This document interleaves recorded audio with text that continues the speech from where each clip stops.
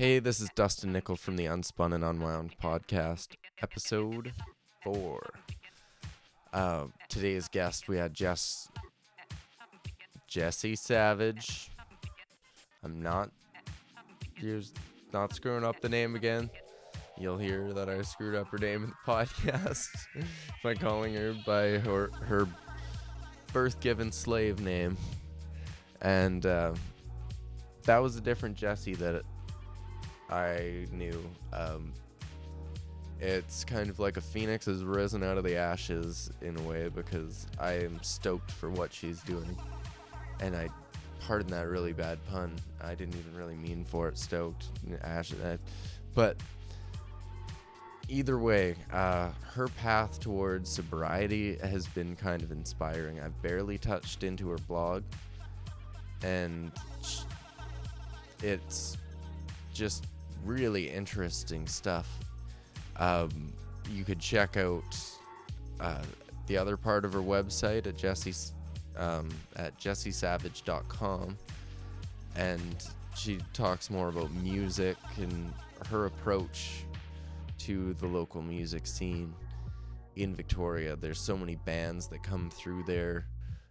She just covered Rifflandia, so it was kind of cool to talk a little bit about that as well. But I'm very excited for what she's doing. She's going to be releasing memoirs on December 24th, and I'll plug that for her because she's an amazing lady now, and I knew her since she was a crazy, interesting, kind of amazing young girl, and she's really turned out to be a really, truly amazing person. Like, she had so much hidden potential, and she was throwing it away with the drugs and the alcohol. More so the alcohol than anything, but we kind of get into that conversation later, and I'm not trying to preach about shit or be a saint about shit, because I'm also 5 years clean of cocaine, so we also get into that. I'm no saint. I like coke. I like making stupid jokes about dicks, and hopefully you like that kind of conversation. We talked about just our past a lot, because we did have kind of a colorful past living in a small town where there's nothing to do, and it reminds me so much of Rat Park, or the little rat cage thing, where the scientists gave them a water bottle, and a water bottle full of water mixed with cocaine. And of course there's nothing to do in this little tiny cage with no other rats to interact with, nothing to do, so of course they're gonna do the coke. So it's kind of cool that she's promoting local music, promoting it in a sober way, because a lot of people go to that stuff just to get messed up, and it's kind of eye-opening and really enjoyable to watch. But yeah, follow her at jessy.savage for Instagram and at jessysavage for Twitter. Follow me at Unspun Music for Twitter, at Unspun Entertainment for Instagram. I made him different for some stupid reason, but you can find that also at the bottom of the page of unspunentertainment.com, right along with that donate button to support the podcast. But without further ado, I'm going to stop shamelessly plugging my shit, and we're going to get right into this conversation with Jess Drummond. I used her name. I'm Jess Drummond. There, I said it. She's releasing her memoirs on December the 24th under the name Jess Drummond. She's just a great writer, so check out her blog, jessysavage.com. So without further ado, Jessy Savage. just gonna hit record.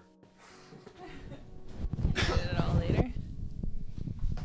Yeah, and I record the intro ahead of time usually because it's kind of takes us out of the moment. Okay. To record the intro, and then record the intro with the person in the room, and then just like you talk this person out, and then it's just like, yeah, I'm just sitting there. It's quite a bit to follow. Yeah. So at any point, like, just grab my phone and like it's unlocked and just like take pictures if you want. So we got Jess Drummond here for the Unspun and Unwound podcast. Whoa, and Jess Drummond. Jessy Savage, sorry. Secret's out now. No, it's fine. It's fine. You know what? I'll edit that out. Jessy Savage. Although you're gonna be doing your memoirs, he said, in December 24th, I'll be releasing them. Yeah, under my name? Real name. Yeah. Oh, hey Luna. I'm just gonna actually also close the store. And yeah, it's okay to be nervous for like recording stuff, but I'm fine. Yeah. But what have you been up to lately? Because we're old friends and I haven't seen you in like a couple of years. I guess it has been a couple of years. What have I been up to? Microphone just a little closer to your... I have been up to, most recently in the past year and a half, really throwing myself back into the music scene. Because I've always loved local music. Back in the day, it was always, raves. And then once I moved to Victoria, it was like, whoa, check out all these rock shows. And so I've been doing that. And most importantly, I've been doing it 100% sober. And that's a huge one because we used to party together like crazy. And to the point where we both thought we were like Hunter S. Thompson and just consuming everything and anything under the sun. We definitely had a few of those nights and then mornings and then repeated nights. That was a lot of my teenage years was spent from the age of 14 to 17 very heavily using drugs. I wasn't necessarily interested in liquor back then. That didn't arise until I quit drugs and then I started drinking. Yeah, and it's amazing how much that chemical imbalance can really, really throw you off, and a lot of people don't understand like how much crazy shit is going on inside of our brains, like chemical wise, and then if I guess you're prone to where you have bipolar disorder, and then things like drugs or alcohol can just like give you spikes and downfalls and serotonin and all that stuff. Absolutely. When I think about it, I think about, like, it sounds crazy to say, but my first real depression was when I was 13 years old. And I didn't actually get my bipolar diagnosis until I was 24. But when I was 13, I went through my first major depression. And sometimes I wonder if is it the chicken or the egg? Was I prone to this because of my drug use, or was my drug use a coping mechanism? And when I look back at it, it definitely was a coping mechanism. I had a lot of depression, anxiety, manic highs, and I would just sort of self-medicate with, honestly, whatever drug was in front of me, whatever was available. Yeah. Yeah, so, I've been there because I remember trying to quit drugs and trying to cope with my friends and saying like, I could do acid, like once a month, and it wouldn't really affect anything. Just stop being an idiot, Dusty. Exactly. No, it's interesting. And then, I mean, again, what that drug use does to you is it creates more emotional turmoil, and you find yourself in this complete vicious cycle where you're using drugs because you're unhappy because of the fact that these drugs are depleting your serotonin levels, right? Yeah. It spirals, and it's tough to get out of. Yeah. So when did you quit drinking and doing drugs then? Well, okay. It was about a month before my 18th birthday was when I quit cocaine. And about my 18th birthday was when I started drinking, because I thought to myself that I still had that desire to alter my consciousness, you know, that need to escape. And I thought to myself, well, it's like, it's not socially acceptable to go to a family gathering and do a gram of cocaine, but it's socially acceptable to go to a family gathering and get hammered. It's available in liquor stores, and it really served as a crutch for me. And I drank for the first time. I was interested in it, and I drank like crazy. And then I was about a week away from being 5 years clean from cocaine when I was 22, and I relapsed, really hard for an entire summer. So I'm just now coming up on another 4 years clean from cocaine. And after that, it was just straight back to the booze, and to the point where it was a problem. I mean, we're talking 1.5 liters of wine a day. And the last night that I drank was 4.5 liters of wine. And that was December 23rd, 2014. And I haven't had a drop since. Holy moly. It was quite a bit. Yeah. Yeah.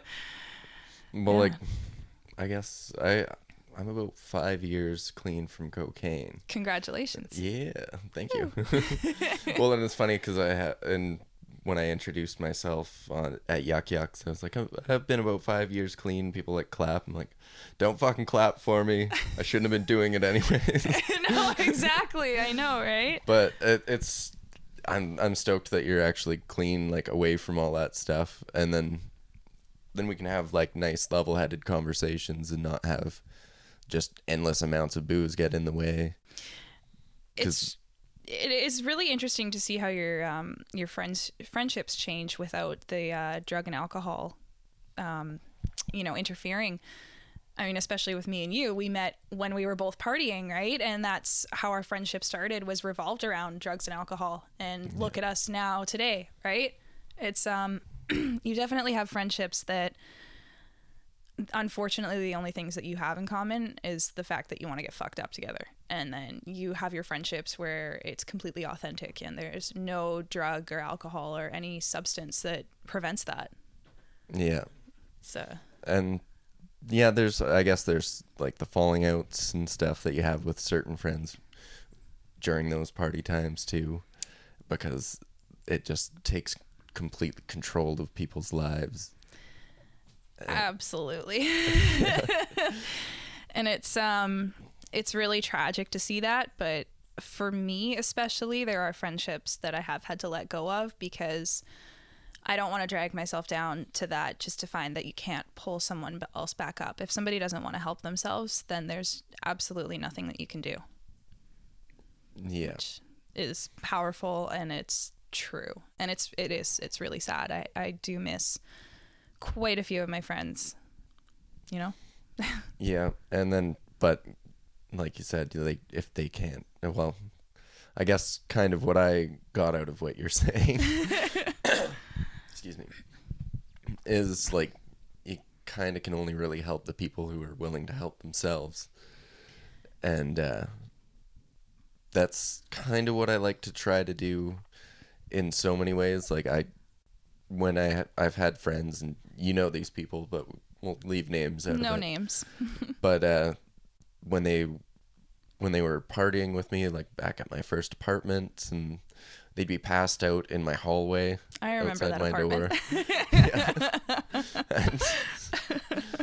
And it just got like really crazy, and then some of those people are still in that same cycle, and it's really sad to see because I'm still friends with them and I still talk to them, but you gotta like leave them at arm's length because it's just too brutal and like almost like it's sucking your own energy to try to help them.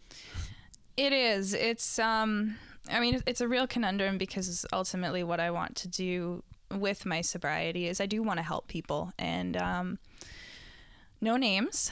There has been 2 people that I can think of off the top of my head that I have really tried to help in the past almost 2 years with sobriety. And one of them was clean for, I think it was 2 months before a relapse, and the same addictive behavior came back, and it was tragic. And The other was a really close friend who I actually I actually got him back up here from the States and got him into rehab, and he was doing fine until he left rehab and has now relapsed. So, these attempts at trying to help people, it's frustrating, mostly because it's hard. You care about them and you want the best for them, but like I said, ultimately at the end of the day, it's really up to the individual to decide that they want to become better. And unfortunately, that does mean stepping back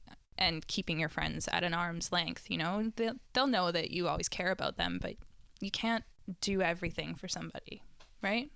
Yeah, and then in some ways, you can enable them by just yeah. letting it.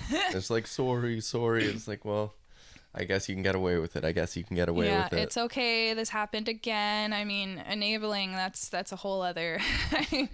There's so many ways that people enable that they don't realize. And no, I can't think of any off the top of my head, but it's tragic to see people's downfall and their struggles too. Yeah. Well, and like, I was just thinking of the Funky Bubble back when I used to throw parties there. I remember that. And that was one of the things that I wanted to do. Excuse me. I've been smoking too many cigarettes. That's something I can't quit. Me neither. But like when I was throwing parties there, it was kind of to keep the electronic music scene going. But then like I found like a little bit of a vocational thing in it where it's just like, okay, these kids are coming here, parents are dropping them off. I better keep like all the drugs out of here, and I had to like kick out drug dealers and make a few enemies. But then as the parties progressed, they just kept happening, and I was just enabling those kids. Probably because of people like me that would hide an 8-pack in my car and go drink outside the Funky Bubble, because I remember doing that. Yeah, it was always my volunteers too. I'm sorry. I still have my pass. That's definitely something that I noticed that was really interesting, because like I said, growing up here in Duncan, my scene was all about the raves and the different types of drugs. I mean, at raves, mostly it was, ecstasy, cocaine, ketamine, there was some mushrooms and some acid, and I dabbled in everything and anything. And then it was like a huge part of the scene was to get fucked up. And then moving to Victoria and being in a completely different music scene, with local shows and like live bands, the drugs still happened, but not to that extent. I mean, cocaine is a huge party drug, but it was definitely very focused around the drinking. So it's really interesting to see that, and it's been a really interesting journey to do it all completely sober. And the more that time goes on, the more shows I go to, I'm finding more and more people that are sober, just all these people that I meet, and then people coming up to me and saying, you make it look so easy, like I'm gonna try this too. And that is so cool, because I don't think that you need any sort of substance or intoxicant to enjoy things like music, and it doesn't matter what the genre is. Yeah. Well, and I remember my time at Shambhala. There was I had $60 in a bag of potatoes, so I had enough money for drugs for one night. And like I had fun with it, and like hallucinogenics rather than like stimulants, because I'm still kind of a proponent of psychedelics for therapeutic reasons. Absolutely. But in mindset and setting, a music festival is, yeah. The colors and sounds and all that other kind of stuff is awesome in a way, but if you're doing that kind of stuff in a smaller setting, it's better. But I guess what I was trying to get at with the Shambhala is like the best night of my life, as far as my raving career went, was the drum and bass night, where there was DJ SS and he was scratching like crazy. There was LTC, which is Ladies Take Control, like amazing drum bass girl DJs. But I could remember that whole night, and then it dawned on me like, oh, I don't need this. Like that night was spectacular. Especially because you remembered it. Yeah. And this guy that was like really high on blow, he like saw me and he's just like, "Hey man, do you know where to get more blow?" I'm like, "No, not really." He's like, "Well, are you hungry?" So he bought me food, and like then we went on a mission to go find him some, and I couldn't find him any, and he found another group of people. Sorry, my place is kind of a mess. It's fine. And we found another group of people where they knew where to get it, and he just like ditched me. I'm like, okay, well, he just wasted like $10 on me. Thanks for the food. And he won't even remember it. Like, he won't remember his good deed. That's definitely been probably one of the coolest parts. I mean, actually, to tell you the truth, when I did go to raves here, I think I did do about 2 or 3 completely sober. Or what I used to call sober, because I didn't do any drugs, but I would drink. But I think that's one of the coolest parts about going to shows and parties and everything, is that I am able to remember absolutely everything. Yeah. And to get myself, my friends, and my car home safe, I think that's it's really interesting. I mean, it's really funny, you know, the next morning when my friends or my roommates are all hungover and they're like, "Oh, I don't remember anything," and I'm like, "Really? Because I do." You know, kind of the asshole that way, but yeah, it's a completely different experience when you aren't drunk or high.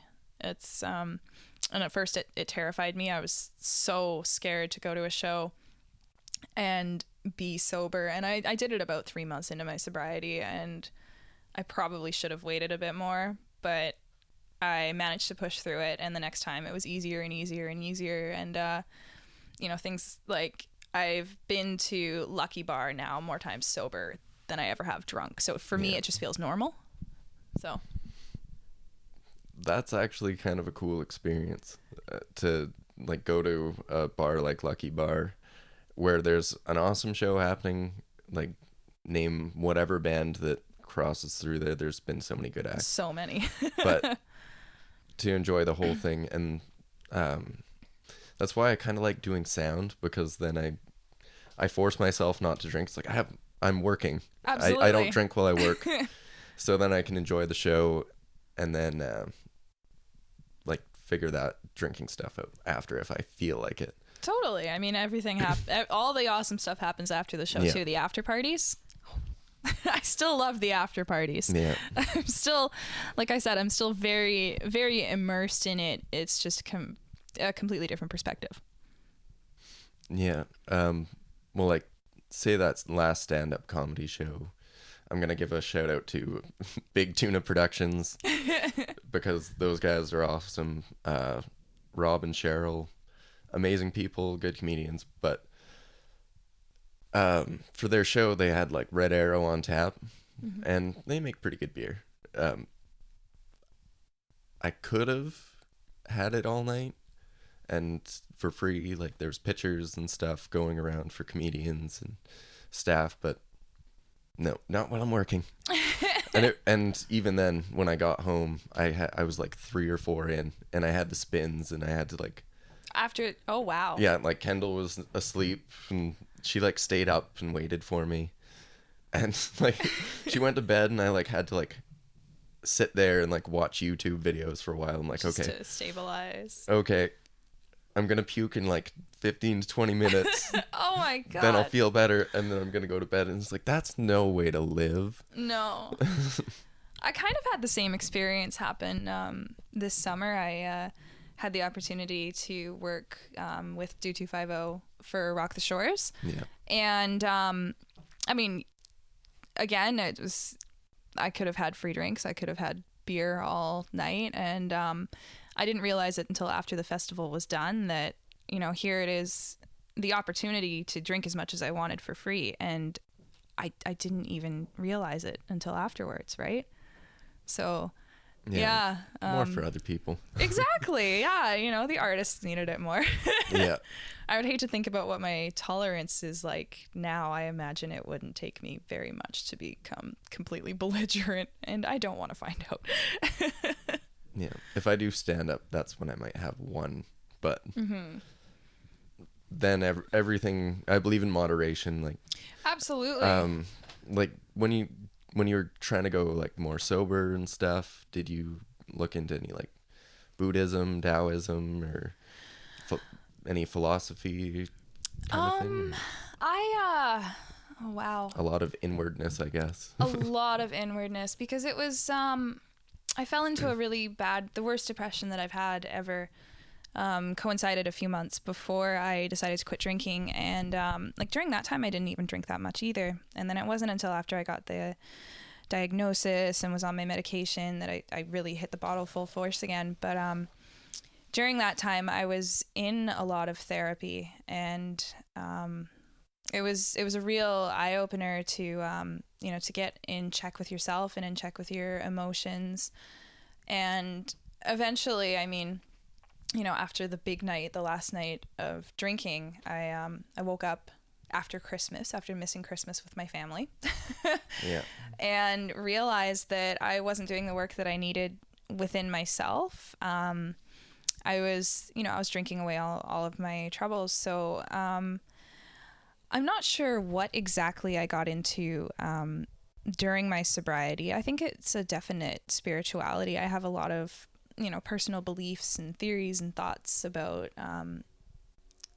bettering yourself that I try to incorporate in my daily life, to just basically be the best person that you can be, and that can bring you peace. And that was something that I didn't realize until I quit drinking.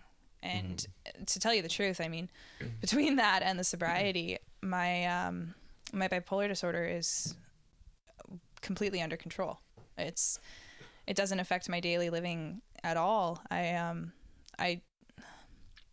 kind of feel like I went through my whole teen years up until then, trying on all these personalities, and now I finally feel like I've just grown into who I am. yeah. So it's definitely something that saved me. I could see that. Yeah, I guess why I ask is because like so many people look for spirituality. I guess that's part of like the 12 steps. Like you didn't go through an actual program. No. Just kind of personal journey. No, I had considered AA, and honestly, I am coming up on 2 years, and I do want to go, for the experience. And who knows, I might like it. But for me at that point, it wasn't something that I had tried. So I respect it, and I know that it has helped countless people. I know a lot of people who are over a decade sober because of the program. So yeah, I'm not sure if Jeff Downey is like from the wine bar, but yeah, he's somewhere around 25 years sober, and that's incredible. Yeah, that is absolutely incredible. For working, like owning a bar and being like a mixologist. That is, I mean, that's when you have it totally under control, is when you can do that and still have that love for it for others, right? Yeah. Because I'm not anti booze. I believe that, in small doses, or people who can moderate or enjoy it socially, I think that it can be a great thing. I know I can't do that. Yeah, that kind of stuff isn't for everyone. That's where I wouldn't try coke no, ever no, again. no. No. It's just like, no, I'm good. Like and I've been around it. Like I went to a party at a place I'm not going to disclose recently. I was about to say it. But yeah, I went to a local party, and then like nothing there other than Coke and beer, which is I'm fine having a couple beers with people, and then like I brought a 6-pack for the entire night and shared a little bit. But one of the guys that you totally know him, I'll tell you the story after, like with names. But he was selling some, and like I'm asking about it because I'm just curious. Like I don't really care if it's around me. And I'm like, what's it cut with? And he's like, oh, it's cut with like icing sugar now. Oh, seriously? Yeah. Beats fentanyl. Oh, yeah, way better than fentanyl. But I wrote a bit about it being like more addicted to sugar than Than the cocaine. the coke. And Yeah, even cocaine, I think, as a drug, I mean, it's changed so much since, like, in the 80s, it was this glamorous party drug, and now it's just dirty and disgusting, right? I can't be around it. It absolutely disgusts me to, like, watch anybody do it, and then I hate that stuff. Like, I'm very anti-cocaine. well, in the most recent news story about cocaine related stuff was it was something like 50% of all cocaine, or 45%, which might be an inflated number, but even if it's 5%, it's kind of sketchy. Just like eats flesh. Oh.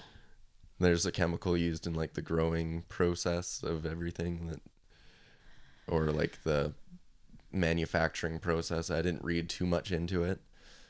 Only, I forget who put out the study, but even if it's 5%, even if they inflated the number just to try to like scare people off, and it's like an anti-drug thing, still, it's like, that's like, I can believe it because there's crocodile. Oh, I forgot about that one. That was, that Vice documentary about it. Holy shit, that's terrifying. Yeah. Like, yeah. I'm getting all like grossed out just thinking about it. The whole notion of, any of those drugs, it honestly, it does gross me out. And, the cocaine, I mean, there's a ton of news stories about it. Like, most recently, a few weeks ago, there was, what was it, like 20 overdoses within 6 minutes in Vancouver? Did you hear about that one? Holy shit. And okay, so this one, I can't remember, it was somewhere based over in Vancouver, and the couple was fairly young, I'm going to say about our age, and they had a 2-year-old child, and, they were occasional coke users, like once or twice a month or something, and they got a gram of cocaine, which, I mean, coming from, we both know that that's not very much for a night, a gram split between two people, and they died, and they left their 2-year-old because it was cut with fentanyl. Can you imagine that? Holy shit. I know. I think that anybody that's doing it now in this day and age, I can't respect it. That's brutal. That's such a risk. Like, my first time doing it, I did 2 8-balls with 3 guys. Oh my God. Okay. And we each did a half ounce of mushrooms as well. Oh, wow. Like, one of my buddies was playing a classical guitar. Like, I had already told the story on the podcast, but he thought the electric guitar or the classical guitar was shocking him. Really? And it was just like, no, it has no electricity to it. It's like a really old guitar. But was that the cocaine or the mushrooms? A little bit of both. Yeah, it's so weird with that too, because I think it was about a month ago. Interesting. I was in the shower of all places, and the idea of coke, it came to my head, and all of a sudden I was right back there, and I could taste it and I could smell it, and like I swear I started getting the drips, and oh my God, did I want a line. And that's coming up to 4 years clean, and I still get those cravings, and that is so weird. I kind of accepted that it's something that I'll probably have to deal with for the rest of my life, and now, thank God, I know I'm strong enough that I won't relapse again, even if I see it in front of me, which I avoid watching it at all costs. But yeah, it's so weird to think that that's something that's going to be with you for I don't know how long. Probably forever, but yeah. I have a weird shitty back too. That's probably gonna fuck me up forever. Weird shitty back. Like, curved all weird. Oh, from ecstasy. Yeah. Right? Oh. Well, a little bit of that, but it's just, I don't know, probably just from like manual labor jobs and like or like maybe jacking off. I don't know. Like just only using one side. Okay, where's this going? Move over here now. But it's just kind of one of those things that you end up living with, just one of those nurture type things. Like, people get fucked up by their parents, like the way they treat them, or by having like a shitty relationship with a boyfriend or girlfriend. We just had shitty relationships with drugs and alcohol. I never thought of it that way, but you're totally right. And just like an ex-boyfriend or girlfriend, don't want to take them back because then they just abuse the shit out of you again. I would never take that ex back. Are you kidding me? I never actually thought of it that way, but that's a really good metaphor for it. It's gonna have me thinking for a while now. I totally I've actually not thought about it like Really? that. That's just off the top of my head. Well, I did write a blog post actually a few months ago called "My Breakup with Booze," so I guess I've kind of correlated that once before. Yeah, Because it is a breakup. And then you see it, and then you're just like, I could try it again. Then you try it again, and just like, please, baby, I promise, I'll be good to you this time. And then it just like beats you and Steals your wallet, steals your car, and you know. Yeah, no, exactly. No, I would never take any of those exes back. No, or any. I mean, oh, because man. you had some crazy exes back. Oh, let's not talk about those. I mean, you know, I made a lot of poor dating decisions when I was drinking. Because, Yeah, sorry, Rob. because you know, I think that was like the dating culture during my teens and early 20s was. There was no such thing as dating. It was, hey, want to hang out, which was, you know, you just split a 15 case and send 10, and then that was it. You were dating. You know, it was so dumb. And dating too, sober. Oh my God, it's an entirely different experience. Or like being at the bar, and a guy comes up and says, "Can I buy you a drink?" And you say, "I don't drink," and they half of them look at you and try to start a conversation about why you don't drink. You're like, "I don't really care. Leave me alone. You reek of booze." And the other half honestly just walk away. They're like, okay, you're not drunk enough. I can't get you drunk. Yeah, it's so funny. I mean, oh yeah, and like the whole dating scene sober is you have to be a lot more creative because. Especially in the scene and like being the age that I am, it's still very much like that. Hey, let's grab a bottle of wine and go to the beach, or let's grab a 15 case and go do this, or let's go to a show. And it's a lot more interesting now. Yeah, because I remember trying to go to the traditional route of dating. I remember I took you on a sushi date. I was your chauffeur. Oh yeah. Well, I was your chauffeur when you took. Oh yeah. Yeah, you took a date on a sushi date. Yeah, that relationship ended weird. But And what did we do? When you called me and told me she broke up with you, what did I do? I drove to your house with all the bottles of booze I had. oh yeah. And we got shitty drunk about it. Yeah, and that didn't really solve the well. There wasn't really that much heartache when it ended. No, it was kind of an inconvenience. But no, I remember that. Yeah, that was my first instinct was to drive over all these 40s and, hey, all right, I'm parking here. I'm walking home tonight and we're getting drunk about this. Yeah. Yeah. Or even like when I first asked Kendall out and like we were all hanging out. It was like me, her brother, and another friend of ours. And then it was just, we were having drinks that night. But then I just like, hey, I've known you for like 10 years. Maybe we should go out on a date or something. How about going to the farmer's market tomorrow? Like went to the Grapevine, the farmer's market, and it's just like called her back. Not that night, but the night after because you got to do it right. You didn't do the 3-day thing though. Not the 3-day thing. I don't believe in the 3-day thing. The 3-day thing is just like that's just a power move. You lost your chance. So you went the traditional dating route then, and it was different. Then it works out because then it's like a better relationship. Then it's built off of like trust and understanding rather than like a drunk night where you hook up and decide to date because of that. Yeah, it's just like I could keep you around when you wake up with them the next day. I don't miss those mornings. I really don't. Yeah. Well, for girls, it's a lot different. I was reading a thing about why guys just want sex so much more. Unlimited amount of sperm. Hey, we get the multiple orgasms, so. And you guys have but you have a limited supply of eggs. Oh, right. So this is from true. like an evolutionary standpoint, it's just like one of those things that, I don't know. I've been reading too much into like evolutionary psychology Oh, wow. and why we act the way we act and certain things. I might have to pause it soon to take a pee. We could always have a smoke break. Okay. And then, because, yeah, nicotine. Okay. Sounds good. I get shaky when I record still. And I tried to get over it a little bit with stand-up, but it just didn't end up working out. I still get shaky when I record. Stored. And I guess we're back. Yo. So all these rock shows that you went to, like what bands have you been seeing lately? Okay, you want to hear a really funny story? Yeah.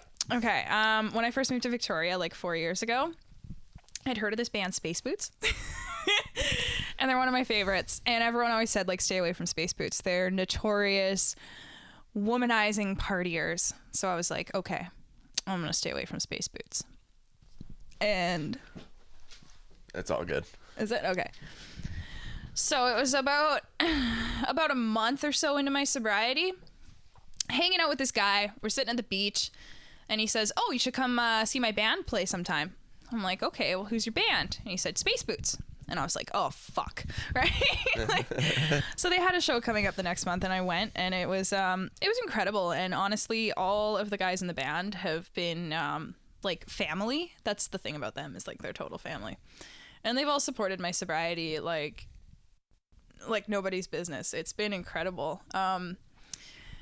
You know, I'm trying to think, off the top of my head. I've had the opportunity to see so many bands. A lot of my favorites are, of course, the locals, Band of Rascals and Jessy Roper. I mean, you won't be able to see it, but I'm wearing my Jessy Roper shirt right now. But along with all the locals and everything, I've gotten to see some incredible acts this year. For Rock the Shores, I got to see City and Color, Big Wreck, the Arkells. I used to have this list of shows that I'd gone to, and I can't anymore because I've seen so many bands, and it's incredible. I definitely need a life full of music, but yeah. I can be found at, open mics, and Lucky does their Blender nights with up and coming showcases. Yeah, hopefully we can't hear all that shit going on upstairs. I think it'll be fine. Yeah. I'll be able to take out some of the noise, but meh. Yeah, people are moving furniture upstairs. Sorry, I cut you off there. I'm like, that's fine. Damn it. Yeah. Yeah, just tons of musicians. Oh, have you heard of Kaitami? No. Dubstep violinist. Oh, definitely give her a listen. Yeah, kind of like Lindsay Sterling type stuff, but better. I have no idea who that is. Oh, yeah, check out Lindsay Sterling. She's like, does shit on YouTube. That's how she kind of got famous. Oh, okay. She did this Shadows one where it's like kind of to a house beat, and she's like kind of off time to her shadow, and they're both playing violin, they're both dancing. Did she do a video about 6 years ago that was like heavily based in winter, like it was snowing everywhere? I'm not sure, probably. Because I remember actually when I first saw Kaitami, and I had thought that was one of her music videos, and I've been searching for it on YouTube, and I haven't found it. So maybe I might have been confusing her with someone else. And if it's a high production value, then probably. Yeah, super interesting. Yeah, she's local, and she's absolutely incredible. Yeah. 'Cause you might have to end up hooking me up with some people to podcast with. Oh, for sure. Yep. Oh, absolutely. Yeah. Hey, anybody want to do a podcast? Oh shit. With your like 21,000 Twitter followers. Oh, I'll start rolling in. Oh yeah, my 20. It's 23,000 on 23. Twitter. And I love every single one of you. Oh yeah. Well, I guess what's your Twitter handle? Twitter handle is just Jessy Savage. Okay. Instagram is Jessy.savage. See, I was stupid and smoked way too much weed, and I put Unspun music for my Twitter handle and then Unspun Entertainment for my Instagram handle. Oh, really? Meh. It's all linked to my website and stuff. So Yeah, there you go. they're all linked together and all that other junk. But that's the way to go. I know. I don't think I could get actual Jessy Savage for Instagram. So, oh well. It wasn't taken for Twitter. So, yes. yeah. That's kind of like Kendall was looking for an Instagram or whatever handle. I forget. But it was My Little Peony, and there's like 1,000 of those because it's like peony isn't like the flower. Yeah. And then My Little Pony, I guess. Oh. And there's like 1 billion. It's like, you don't even like My Little Pony. Yeah, but she's like, it's a cute name. That's super cute. Good on her. That's pretty imaginative. Yeah. I like it.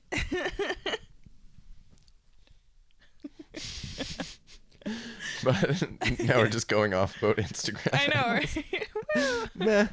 And that's totally fine. But yeah, so you have like the blog. What's the website? I do. It's jessysavage.com. And I only started really, I mean, I've had it up for about 1.5 years, and I didn't really know where to go with it at the time. I had used it as a blog for my clothing business, which is tattereddesign.ca. And then I decided to start using it as a recovery blog about last April. I noticed I was still getting site traffic, and I was like, whoa, I haven't put anything new on here in almost 1 year. So I started using it as a recovery blog. And then I also have a section for music features as well, to just highlight the local shows that I go to, or just, highlight my experience at, say, a festival, or, traveling somewhere for a show. But I think it's the recovery aspect of it that has, it is more popular on that side of things. Yeah. So. Because in some ways, yeah, people can get music at like so many blogs. Yeah. And then they end up skipping through sometimes the story. Some people actually read it, which is crazy. And I've had people stop me on the street and they're like, oh, I liked your post. I'm like, you read the whole thing? Yeah. No, it's totally, it's cool. I think that, yeah, it's two fairly different audiences, but what I am trying to do with it is to really highlight the fact that, you can be in the music scene and that you don't have to drink. So the two are definitely related for sure. So, you get someone who's come over to check a feature that you did on, say, like their friend's band, and they're like, oh, that's really cool, let's explore the rest of the site. And then it's like, oh, this girl still goes to a ton of shows and parties and does all this stuff and does it without booze. It's like, oh, that's kind of, maybe I could try that, right? So that's kind of what I'm trying to do. Plus, I believe that, ultimately, at the end of the day, music is so therapeutic in any form. Yeah, and that's how I've gotten through like breakups. Everything. Like after sex, listening to like really upbeat music. Like, yeah, seize the day. Awesome. That's how I wake up in the mornings. I reach over and I tell Siri to shuffle my music, and I usually lay there for about 15 minutes and listen to a couple songs, and then I'm like, all right, I'm ready to start my day. I think music kind of revolves around everything important in a lot of people's lives, whether they know it or not. Yeah. I think. It's a soundtrack to your life in a way. Yes, actually. I guess that's like not exactly what you're going for, but no, it's just kind of what I thought of when we were talking about that. Well, there was for Rifflandia, I got a portrait photo taken, and the question that I had to answer is, what does music mean to you? And it's funny that you said that, because that was pretty much exactly the answer that I gave, is that music is the soundtrack to overcoming yourself. And I like that. That's a lot deeper than the way It was after a pretty intense spoken word performance, so I was kind of in that zone. I'd like to see more like spoken word things, and like I just started getting into like the whole comedy scene, but yeah, I like the idea of people just doing that kind of an art form. Hip hop Shout out to Rob. BC Underground Hip Hop. Yeah, actually, we might end up handing the mic to Rob after. Oh, that's fine. I'm Let's kind put of him on the curious about spot. that too. Yeah, totally. I mean, a lot of this is to do with, sobriety, but music. Yeah. Music ultimately, right? Because that's how I kind of got started with the kind of stuff. And then it's just like, it just progressed into, okay, I'm just going to talk to people about real life shit. Absolutely. And that's where it's at. Because not everyone really relates to whatever obscure kind of music I might be into at that point in time. I remember you throwing me some really weird artist titles. Oh, dude, if you could go through my record collection, and I have like Brazilian like bossa music from like the 60s and like all this weird awesome stuff. But it's the, like you said, it's like the soundtrack to overcoming yourself, or I guess I'm paraphrasing maybe. No, that's But fine. shit, I forget what I was gonna say. But yeah. Well, if we want, we can pass the mic over. No, I'm alright. You're okay? Oh, okay. I'll link to your shit in the comments. And Spoke too much weed. yeah, I know that's probably where I went. It's just like I totally lose my train of thought sometimes. I'm like, it'll make me more artistic. No, it won't. Yeah, it's so funny too. Like, people always ask if I smoke weed, and I'm like, man, if I could, I would. Like, totally. I don't see it as something that like completely alters my consciousness or whatever. It makes me paranoid and anxious. But it's something that I'm very like pro medically. It's great stuff. Yeah. Or at least it was when I was a teenager. Oh yeah, music soundtrack. I'm gonna fucking finish this. Okay, you finish his chain of thought.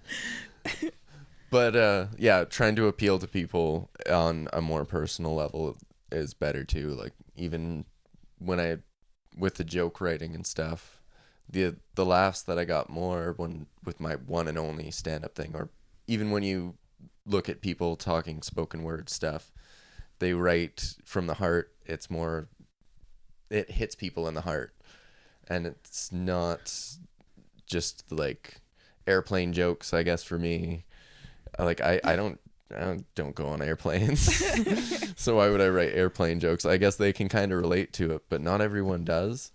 Exactly. So it's just like, or that whole like girlfriend boyfriend joke that maybe everyone's heard a billion times. Maybe they're sick of metal or punk or whatever, but they kind of can identify with the feeling behind it, or like the movement behind something like that. Well, this guy actually had me in tears. I wish I'll remember his name and I'll put it in the comments. But yeah, I know it was at Rifflandia on the weekend, and I was like getting a coffee, and I could just hear, and it was like a spoken word performance, and he had live musicians in the background. And then walking through the crowd, I actually had to stop and listen to this entire performance, and I started crying. And luckily at that point though, it started raining, so nobody knew that I was crying, but I'm pretty sure the entire audience was. He was literally talking about overcoming yourself, and it was something that really hit right there in the moment. And I think that that's what any good piece of writing or music or performance is designed to do, is to really hit people and grab their attention. Yeah. And like the stuff that is meant to be deep, I guess, not just your pop hit that's like a formulaic thing. Hey now, you realize you're talking to one of the biggest 90s boy band fans ever, right? I mean, I got to go see Prozac too, so Prozac was fucking awesome. dude, Prozac was fucking awesome from like 5 feet away. Trust me, they were so bet. good. So good. Holy fuck. I used to have their like VHS thing. What was it? The Hot Show. Yeah. I had that on VHS, and I watched the shit out of it until it probably didn't even work anymore. God, no, it was literally like I have goosebumps talking. You see these goosebumps?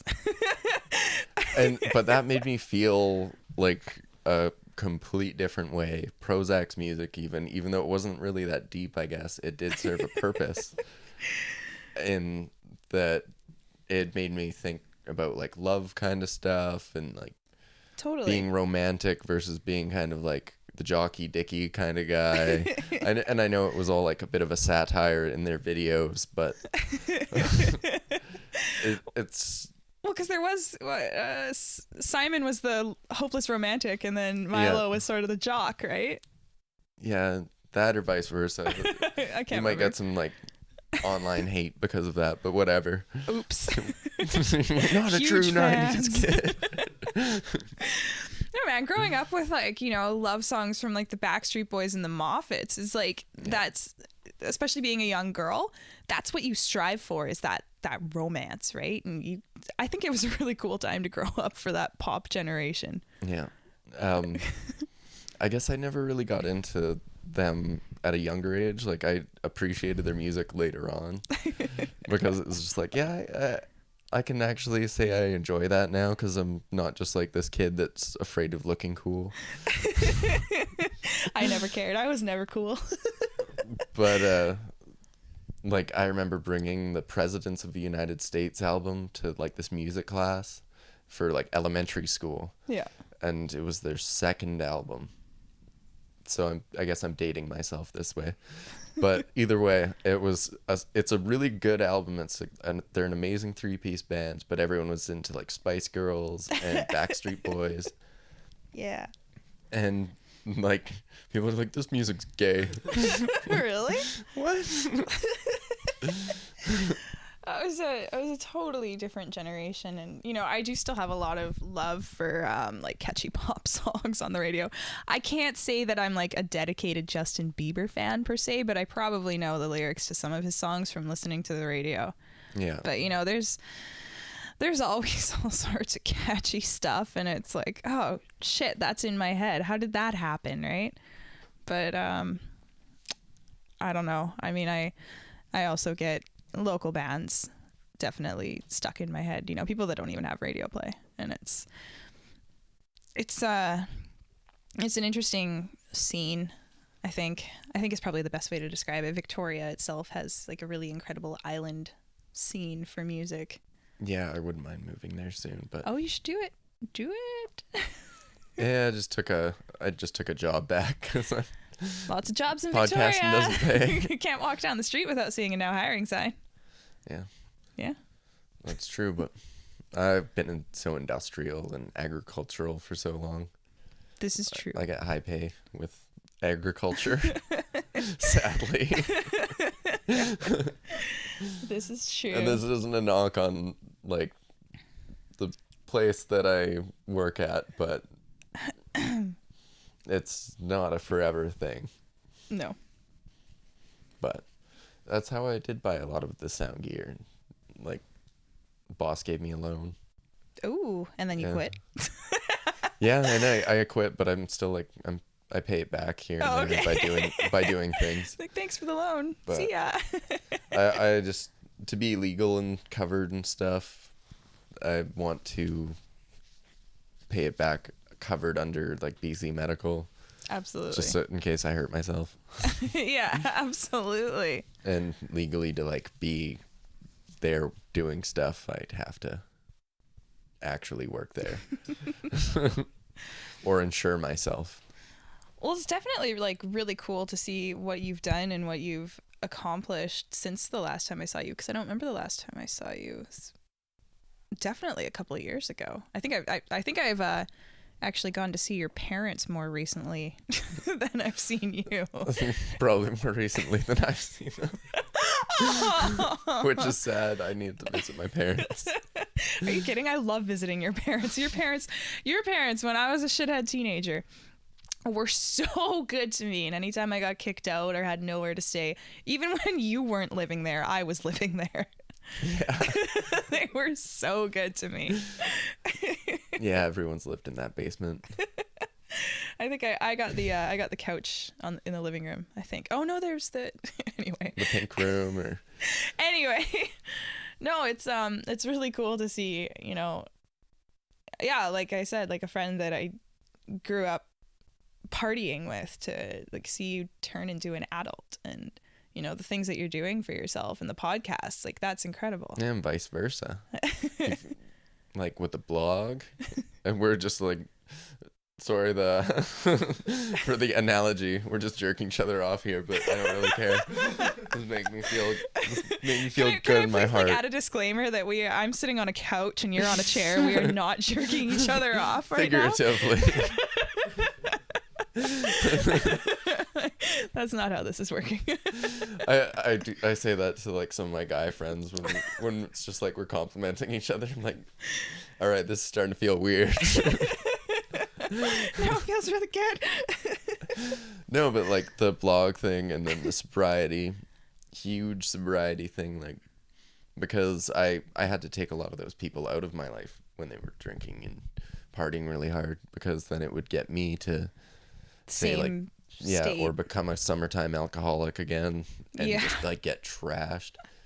Every vemp that happened, I remember was vemp. uncontrollably drunk. Yeah, doing cocaine in the alleyway. Yeah. 16 years old. Yep, I remember that. Sorry, Mom. Sorry, Dad. Sorry, all my relatives. I mean, I think you guys all know about that now. But anyway, sorry. Yeah. And like, I remember making out with one of my friend's girlfriends and not even knowing. No well, name. actually, I remember people telling me. Ooh. The next day and being very mad. It was like, that's when I decided to like cut it back. Like, yeah, that's it. Yeah.